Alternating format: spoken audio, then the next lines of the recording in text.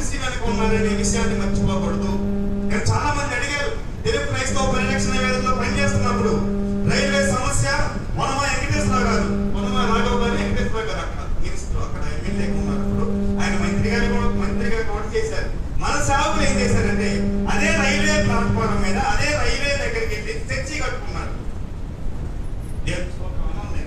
తప్ప కాదా? తప్పే. నేనేం చెప్తున్నానంటే ఈరోజు ఈ హ్యూమన్ రైట్స్ కమిషన్ అనేది దీన్ని మనం ముందు పెట్టుకుని అనేకమైన గ్రామాల్లో దేవుని పరిచర్యను జరిగించాలి. దేవుని స్తోత్రం.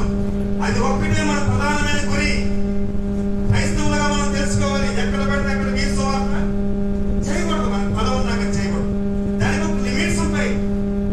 నేను కూడా యేసుక్రీస్తుని నమ్ముకొని 10 సంవత్సరాలు హిందువులమే.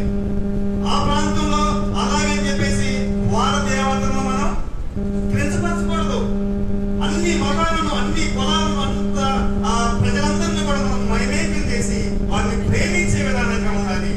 వాటన్నిటి యొక్క సమ్మేళనమే మన all India council of human rights. దేవునికి స్తోత్రం.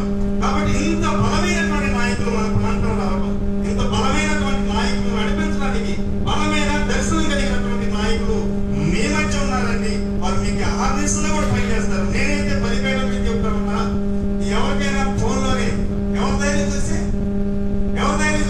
అదిగో మా సార్ ధైర్యం చూసి, ఇదిగో మా భుజాల మీద మా పోలీసు ఎక్కడ ఉండేది ఇక్కడే కదా భుజం మీద ఉంది అశోకుడు మొహమ్మద్ సింహం. ఇదిగో మన భారత రాజ్యాంగంలో ఇక్కడ ఉంది.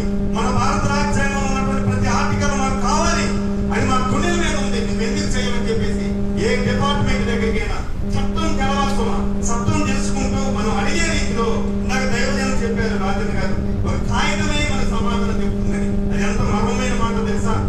ఆ కాగితం రాసేటటువంటి కాగితంలో రాసి ముందుకొచ్చే ప్రతి మాట కూడా ఒక బలమైనదిగా ఉంటే అవకడోడికి శమడు పోయేటివి. దేవునికి స్తోత్రం చెప్పండి. కాబట్టి మీ పిల్లలను బలంగా చదివింది, వారిని ఐఏఎస్లుగా